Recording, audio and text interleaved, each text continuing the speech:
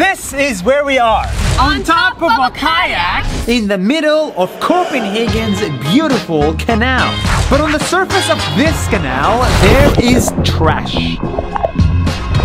So one guy came up with an idea. Hi, my name is Tobias.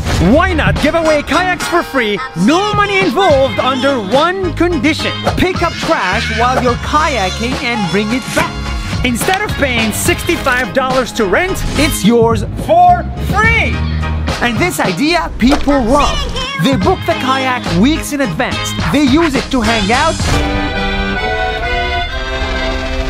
see the beautiful city, save the environment, and save money. From one kayak, people picked up 3 tons of trash in less than a year. And if this can be done by one small kayak, imagine if there were 1 million more. That's